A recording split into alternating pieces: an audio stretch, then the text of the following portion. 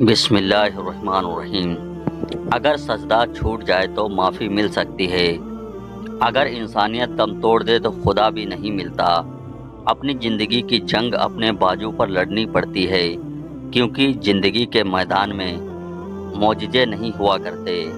وقت کے پیدا کرنے والے کو وقت دے کر دیکھو، تمہارا وقت ایک دن بدل جائے گا۔ اگر تربیت اچھی نہ ہو تو انسان کا ضمیر بھی کردار کی حفاظت نہیں کرتا۔ کسی چیز کی کمی اس وقت ہی محسوس ہوتی ہے جب وہ کم پڑ جائے۔ ہمیشہ ان بددعاؤں سے ڈرنا جو دل سے دی جاتی ہے۔ زندگی درخت جیسی بناؤ کہ خود دھوپ میں کھڑا رہتا ہے مگر اپنے دامن میں آنے والوں کو سکون دیتا ہے۔ کسی پر احسان کر کے دیکھو، اگر وہ کمزرف ہوا تو نقصان لازمی پہنچائے گا۔ صرف نماز کے بدلے جنت نہیں مل سکتی، بلکہ اللہ کی مخلوق کا بھی احساس کرنا ہوگا۔ کسی کو برباد کرنے کی سوچ پہلے تمہیں برباد کرتی ہے، بعد میں دوسروں کو۔ آپ دنیا گھوم کر دیکھ لیں، جن کے دل اچھے ہوتے ہیں ان کی قسمت خراب ہوتی ہے۔ جو اپنے رشتے کے ساتھ مخلص ہوتا ہے وہ ساری زندگی عزت کماتا ہے۔ کہتے ہیں ایک مرتبہ ایک عورت اپنے شوہر کے ساتھ چڑیا گھر گھومنے گئی۔ اس نے دیکھا ایک بندر اپنی بیوی کے ساتھ کھیل کود میں مشغول ہے، تو وہ عورت شوہر سے کہنے لگی کہ دیکھو نا کیا محبت ہے، ہر طرف خوشی ہی خوشی ہے۔ ان کے پاس تھوڑا آگے گئے تو ایک شیر اپنی بیوی سے دور ہو کر بیٹھا ہے، تو وہ کہنے لگی کہ کتنی دکھ بھری زندگی ہے ان کی، بس خاموش بیٹھے ہیں۔ تو شوہر نے پاس پڑی ایک بوتل اٹھا کر شیرنی کی طرف پھینکی، تو شیر بھاگا ہوا آیا اور اپنی بیوی کی حفاظت کے لیے سامنے کھڑا دہاڑنے لگا۔ پھر شوہر نے ایک اور بوتل بندر کی طرف پھینکی تو وہ اپنی بیوی کو چھوڑ کر بھاگ گیا۔ بیوی دیکھ کر حیران ہوئی، اپنے شوہر سے کہا کہ کچھ سمجھ نہ پائی کہ تم کیا کہہ رہے ہو۔ تو شوہر کہنے لگا کہ ظاہر کی چیزوں کو مت دیکھا کرو، کیونکہ جو ہمیں نظر آتا ہے وہ اکثر سچ نہیں ہوتا۔ ہو سکتا ہے کیونکہ کچھ لوگ اپنی جھوٹی محبت سے دوسروں کو دھوکہ دے سکتے ہیں۔ یہ بات ہمیشہ یاد رکھو، جو تنہا ہوتا ہے وہ کبھی خواہشوں سے خالی نہیں ہوتا، اور جو عورت پردہ کرتی ہے وہ کبھی فیشن سے بے خبر نہیں ہوتی۔ جو سخی ہوتا ہے وہ اپنی دولت سے نفرت نہیں کرتے، بلکہ اپنی خواہشوں پہ قابو پا کر مضبوط ہوتے ہیں۔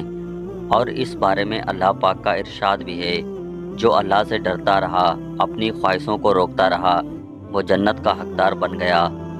آپ کا لوگوں کے ساتھ حسن سلوک کرنا یہ نہیں بتاتا کہ آپ کو ان کی ضرورت ہے، بلکہ یہ آپ کے دین اور تربیت کی عکاسی کرتا ہے۔ اپنے اخلاق کے مالک بنو اور اپنی قناعت کے امیر بنو۔ لوگوں کی پرواہ نہ کرو کہ وہ آپ کی غیر موجودگی میں آپ کی برائی کرتے ہیں، وہ کریں گے کیونکہ ان کی وہی اوقات ہوتی ہے۔ خود کو کامیاب بنانا بہت مشکل ہوتا ہے، کیونکہ ہر کامیابی کے پیچھے انسان کی عمر ہوتی ہے، اور ساتھ میں والدین کی دعائیں۔ اگر کوئی اپنے والدین کی دعائیں بھی نہ لے سکے تو وہ بد نصیب کے ساتھ ساتھ بدقسمت انسان کہلاتا ہے۔ اس لیے پہلے اپنے والدین کی خدمت کرو اور ان کی دعائیں لو، ان کا سہارا بنو۔ باہر تمہیں کسی سہارے کی ضرورت نہیں پڑے گی۔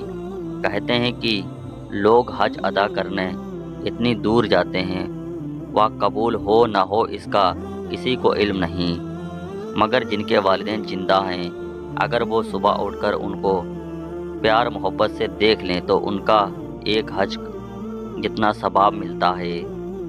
اگر تم خود کو یا اپنے بچوں کو کامیاب ہوتا ہوا دیکھنا چاہتے ہو تو ہمیشہ یہی کوشش کریں کہ ہر وقت جب بھی فارغ وقت ملے سورہ اخلاص پڑھتے رہیں۔ آپ کو خود پر بھی یقین نہیں ہوگا، آپ اتنے کامیاب ہو سکتے ہیں۔ اللہ پاک آپ کو اور بچوں کی زندگی میں برکت ہی برکت پیدا فرما دے گا، اور کبھی بھی بچوں کو برائیوں کا شکار بھی نہیں ہونے دے گا۔ اور آپ ہر کسی سے یہی عمل کرنے کا کہنے لگ جائیں گے۔ ہمیشہ اپنے رب کا شکر ادا کیا کرو، اس نے تمہیں نعمتوں میں سے ایک نعمت سکون بھی عطا کر رکھی ہے۔ کبھی ایک دوسرے کی رزق پر نظر مت رکھو، کیونکہ اللہ تعالیٰ سے بہتر کوئی ان تقسیم نہیں کر سکتا۔